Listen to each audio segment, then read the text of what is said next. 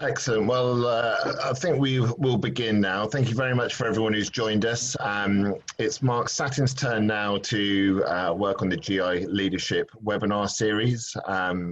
My name is Alistair Patterson. I've been an employee of Mark Satin for some 14 years, and I'm delighted to be joined by Paul Goodman, Finance Director. Welcome, Paul. How are you?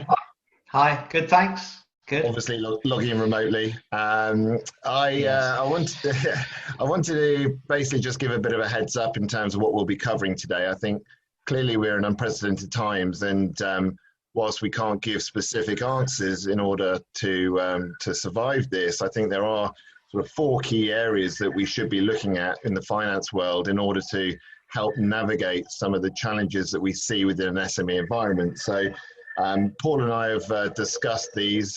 Paul, do you want to give a little background of your experience and give them a bit of insight in terms of where you've covered things? Sure, yeah, thanks. I am a finance director. I've done interim and permanent roles since qualifying in the ACA at Grant Thornton about 12 years ago, having had a whole career in the media before that. So I've seen a range of businesses in mostly consumer-facing sectors. I've worked in leisure and hospitality, currently working in a sports-related business. So some of the businesses that have been really hard hit by the current crisis. Equally, I've had some challenges along the way that bear some minor similarities to where we are now. Absolutely. I think overall, there's four areas that we've discussed, Paul, in terms of what we should be looking at. So should we start with the first one, which is the strong financial leadership? Do you want to talk about people within that slide? Absolutely. I think that's one of the two key areas that businesses will need to focus on, and we've been focusing on at the moment. Constant communication, almost over communication, driven by finance is what I would recommend. You can't communicate too much, I don't think, with the owners, the CEO, the board, just to ensure alignment and to ensure speed of action and reaction to the crisis. That works well as well in terms of leading by example and showing your teams, the finance team or the other departments within the business, that the leadership team are aligned and across the situation and really all joined up and facing the same way. The finance contribution to that, I think, is probably largely owning the knowledge of the outside information and ensuring that businesses take advantage of what the government are doing, and obviously getting down into the detail and that supports the strategy that you'll need to focus to go forward. Part why I put self-awareness there is because I think that role of emergency reaction may fit more naturally with some than others, and I think it's important if it doesn't sit comfortably with you and you're feeling very pressured by the situation, that you don't suffer alone. We're all in this together, and there is a lot of support that you can turn to and really should be using so that you can bring your best self to the detail of the day-to-day work that you need to do. And cash management is clearly something which a lot of businesses are looking at the moment. I mean, there's probably a little bit more info. We'll go into the next slide, but what is your view in terms of that from a financial leadership position? Cash is king. Cash is everything. Preserving liquidity has to be the number one target for as long as possible. The specifics around that are putting a brake on spending, on leakage, on centralizing the authorization of any spend, and then systematically working through, as we'll come to in later slides, the detail of communicating with suppliers, managing working capital, communicating with customers. Again, we're all in the same boat. It's a big pause for everyone, but really, for me, cash flow forecasting is critical in establishing where we stand to date as business as usual, and then obviously modeling scenarios going forward for the multiple decisions that could be taken to deal with the situation. Some businesses will obviously have been historically more prudent in terms of conserving cash, but really irrespective of where the business actually is and the ownership structure and the debt in the business, realistically the cash in the bank has to be made to last as long as possible, and that is going to drive some tough decisions. Of course, yeah, absolutely. What would be a sort of key take home for anyone in ownership of a business or somebody who is at the FD or CFO level in terms of that strong financial leadership? What would be your real take home from this slide? I think proactivity in every element, in modeling the cash flow, in pulling in detail from across the business, and then really demonstrating that a wait and see approach is a non-starter, and that with a cash flow forecast in front of you, you really have the big picture, and from that you can then take a step forward based on reality. Of course. So moving on to the next slide, I think survival mentality is a very interesting one at the moment, and a number of businesses have very sector-specific challenges. But you've mentioned here, obviously, the external focus, but also the internal focus. So do you want to give a bit more insight around these topics? Yeah, I think the business where I was working, in common with many others, have internal and external stakeholders.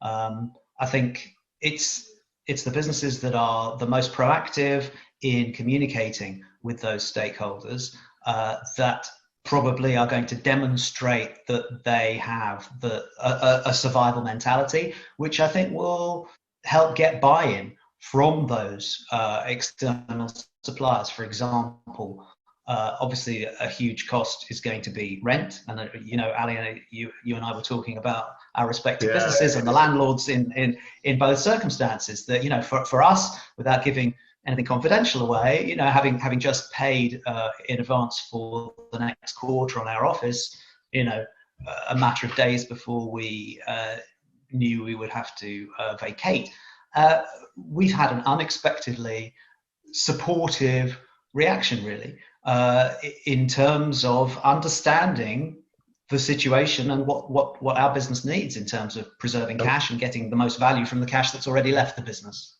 And I certainly agree with that. I think if you look at Mark Satin and our model, that clearly we've got our London headquarters, but a number of other regional sites which have shared offices, and I think everyone's in this together, and actually the response from the various companies has been very positive. And I do believe that you really do need to be communicating with your suppliers, and communicating with your people internally and externally to just explain the situation. As you said before, we're all in this together, and I think ultimately we need to work closely in order to resolve it. Yes, and landlords don't want empty offices. Talking to your bank, that's obviously fundamental. Internally, communicating with the teams, you want flexibility. You need, and that is generally achieved by making teams feel part of the company and not just having been handed an outcome, so that they participate in decision making. But of course, internally, in order to survive, you may need to think about restructuring, downsizing, focusing on the most profitable, the most cash generative portions, departments, areas of the business, in order to go forward at all. Better some survive than none. So yes, of course, some sectors have huge challenges. Obviously, leisure and hospitality, very close to my heart, has huge ongoing and without doubt long-term challenges now. With the projected GDP shrinkage, not just in this quarter, but how many quarters before we're anywhere near where we were. So, and that's to do with the whole lifestyle and customer behavior changing. That has ripples out through the whole economy. But again, everybody's in it together, and with this proactive approach, I think that would put a small business in the best position to come out the other side. Absolutely. So, moving on to the next slide, we talked in detail really about planning for the recovery, because no one's got a magic wand here. Nobody knows how long we're going to be in lockdown. Nobody knows what the economy is going to look like the other side. But I think it is imperative that you've got to start thinking about that now, and certainly working on that blue sky thinking, to ensure that when you do come out the other side, that you are in a stronger position than you are now. So when you say defining your offering core and non-core, what do you mean by that? What's your take on things? Well, look, we're halfway through the first period of lockdown, so the firefighting hopefully has been done. Phase 2, I would think, is the detailed modelling that's probably come out partly of the cash flow forecasting and partly from discussions internally about customer relationships and the prospects for when some kind of normal returns. There's likely to be a multitude of areas that you're operating in, or elements of the single area that you're operating in, and I would urge people to focus on core skills and core as defined by KPIs, of course. What you can measure. What the most cash generative, obviously I'm sure you are measuring what the most cash generative and profitable areas are. Those are absolutely going to be the life rafts to go forward with, and scenario planning for doing that, I think is what I'm talking about, of modeling prospective new offerings. You said blue sky thinking. This is, I wouldn't say it's an opportunity, it's an unfortunate situation, but it would be sensible to get creative and almost bring a startup mentality to the situation. If I was starting my business today rather than a number of years ago, would I do it exactly the same way as we did? Or starting where we are now, could we do something differently? Obviously looking online where possible, to take account of the social impact, and then taking customers, clients with us on the journey. And that's all to do with, communicating early and openly with them. Absolutely. So moving on to the final slide that we've got, we've talked about external support, because I think the lessons that we learned through the credit crunch and other milestones where the economy took a real hit is, in this unprecedented time, there is actually a lot of support available for businesses. Now, clearly it's widely documented that access to those funds can be a bit arduous and everything else, but you yourself, you've been through that furlough process. Do you want to talk a bit about that at all? Sure. Look, as I said, you have to own the knowledge and really keep up to speed with the rapidly changing announcements and offers. The furlough scheme, which again we're sort of halfway through the 3 months, and I think it will have to be extended because it's been a lifeline. Having said that, again, it depends on how quickly the cash can actually come through to be able to pay employees under it. We furloughed 80%, 80+% of our employees. And then I was the next one to be furloughed after that. So it's very tough, but it does bring it brings people with you if you explain what it is, which I think it was quite hard for employees to understand. Why they felt like they were being laid off, but they weren't. They've agreed to pay cuts, because they can see and understand from our communications the future for the company. Of course. The loan scheme, similarly, I think when the mindset of the lenders who are looking after it catches up with where we are, whether that's prompted by more government announcements or not, then things will start to flow more smoothly, I think. I've heard very mixed feedback from people on how flexible lenders have been being about personal guarantees and so on and so forth. Yeah. But it's in principle, it's a very good scheme. And again, at local level with business rates, we had some success communicating quickly, getting deferrals around that. And similarly, the VAT holidays and corporation tax delays have been vital for preserving cash. Absolutely. The last one is different. The first four were governmental. The last point I would urge to talk, the benefits of a collective voice. Trade bodies across all sectors really, are the ones that will make businesses' voices heard to policymakers. And I think it's vital that businesses make themselves heard by and connect with their trade bodies, because that's how they'll have an influence and get their particular problems, to the table. Fantastic. So it's quite interesting, though, having done a bit of research around it, that they did say that only 2% of companies have been able to access the government's interruption scheme. So clearly it's proving quite frustrating for everyone in the sense that they're happy to bankroll and furlough staff, but if they don't get that access to cash, then clearly there's going to be a lot of businesses going under. It's people saying that a third of businesses have furloughed 75% of their staff. So that's a considerable cost to the government, and no doubt will have serious implications moving forward in terms of taxes and everything else. So yes, but they've put the money behind that scheme. They've put the money behind the business interruption loan scheme. It's the purse holders, the banks and other lenders who need to free up the cash flow from the government's coffers into the businesses. And I think that's where the logjam is. Fantastic. Well, I think that brings us to conclusion now in terms of the presentation. So thank you very much for that. I'm going to open the floor to any Q&A that we may have.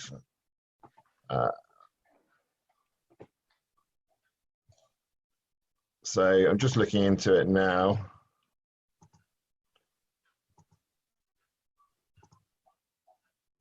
Does anybody have any questions that they would like to pose to Paul, either how to run the business in this current environment, or any tips around specifically what you should be doing as a finance director?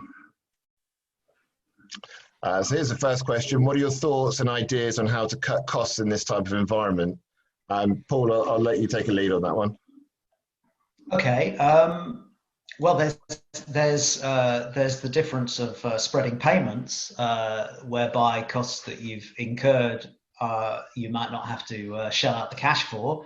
We had some success discussing with our suppliers spreading the payments, and obviously, presumably, customers will be making the same call. Further down or up the chain, depending on which way you look. In terms of cutting costs, I think you really have to understand what costs you can cut without affecting your core offering, and really make some brave decisions along those lines. You really have to make, I repeat myself, but brave decisions about where you think what kind of outfit you think can be the thing that survives. So obviously, can you, and again, it's all the reality on the ground, so it's very difficult to generalize, but in principle, you want to reduce your enormous, any larger fixed costs. Labor is going to have to be something that you look at, maybe as Ali and I were talking about, usage of interim people, in terms of what the business needs to, as a run rate of monthly outgoings. But anything that doesn't really affect what you want your core offering to be, I think are the areas that you're going to look at first. It's like a handbrake on spending to start with. We did a freeze on new hires, which we really would have liked to be able to make. Extending supplier payments, as I talked about, and taking advantage of the government offering, which will help you maintain liquidity for longer.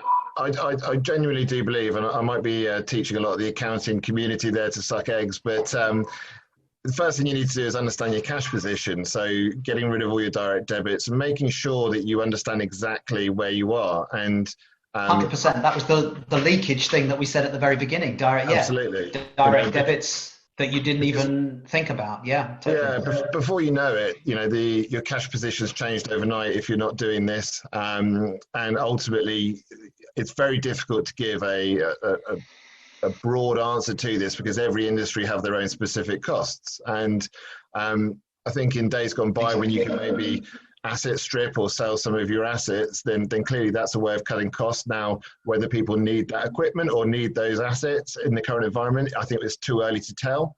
But certainly, I think you have the risk of having a fire sale at that point. Yeah, exactly. So on to the next question. How long do you think furlough grants will take to come through? We've been told that the HMRC software will be ready for data input within the next week. And then also following up from that question, also, do you think there'll be an audit process later on where the business need to prove they've furloughed employees for a valid reason? I genuinely, Catherine, believe that, going to the second part of the question, I'm not too sure on the first part, but nothing in this world is free. And ultimately, I do believe the governments will be auditing to ensure that those certain organisations haven't taken advantage of this situation. And I think people will come down very heavily on them. So my advice, certainly from a furlough process is play by the rules, because you need to ensure that you're not in the spotlight when it comes out, because it will ruin your business. Yeah. I think also to add to that, Ali, whilst, I couldn't sit here second guessing the content of an audit, the more concern for our business than a valid reason was actually, is an employee doing any work while they're being furloughed? I think it's critical that they understand and that businesses understand that you can't phone them up and get them to work. You can unfurlough them and that would be fine if you need them for a week. We're actually doing that. If somebody needs to be brought back to the business, fine, but you take them off the scheme for that week. So those kinds of detail and really keeping a close eye on the detail is critical. And then you can justify your behavior. In terms of time frame, again, I've got no secret information, inside information. The software is ready because they want to get the cash flowing by the end of this month. So I think that's a target. I'd be stunned if they could get 100% of the cash flowing by the end of this month. But again, the earlier you act, usually the better the outcome. Great.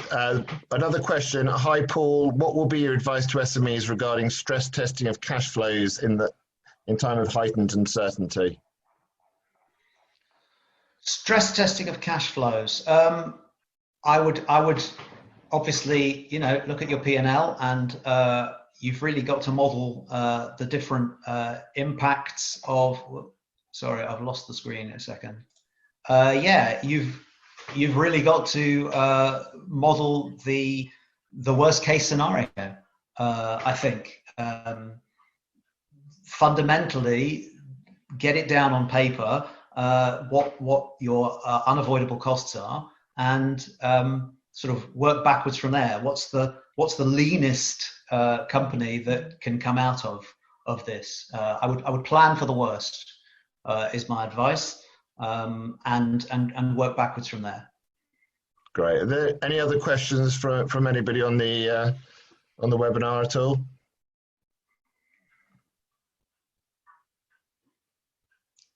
Oh, here we go. Is it necessary to review product prices, remuneration, contract clauses, DSO, DIO, DPO, interest on loans, exchange rate impacts, etc.? Everything. Yes, everything. I mean, you're looking at every element of the P&L and the balance sheet.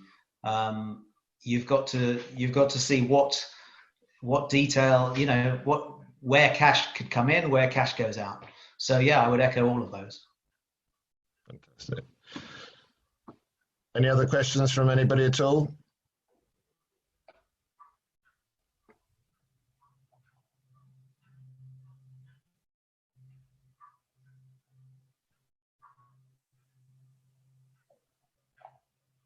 I think. Yeah, I'm just looking at more a comment that financial analysis and scenario planning is critical. Yeah. Yeah. And certainly, Alfredo, thanks for your takeout from this. Cash is king is ultimately, the saying which everybody talks about, and it's quite interesting when businesses need cash. In this current environment, it's tough to get the cash, but a lesson moving forward is that when you are in a good period of business, then it's always best to try and raise more cash and keep it for a rainy day rather than need it when you want it, because unfortunately the banks are in control then. So certainly a takeout is to make sure you're overfunded, if anything, on the way out of this, to ensure that you do have those cash reserves moving forward as well. Yes, and be proactive, and I think that seems to be a thread, and I'm glad that that's come across, because the quicker you act, the better the outcome. You could flip it around. There's no wait and see. You'll be left behind. You'll be preyed on by the more agile competitors in the sector. We're all in it together at the moment, but as normality returns, the ones that have looked after their cash will be in a stronger position to take advantage of the new landscape. And if they've done some imaginative, creative thinking to go along with that, there's a lot of opportunities. Absolutely. Any final questions at all from anybody at all?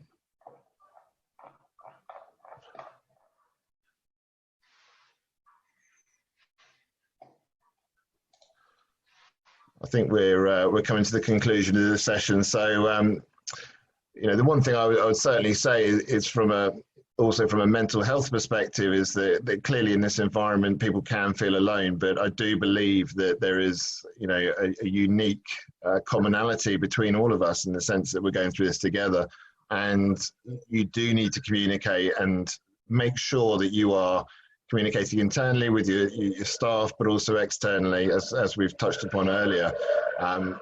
Yeah.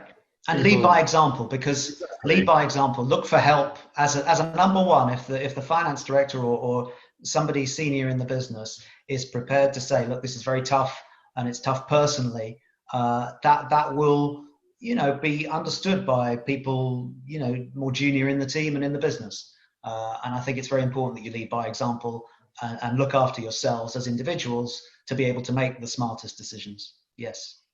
Absolutely. So any more questions before we turn off for the day?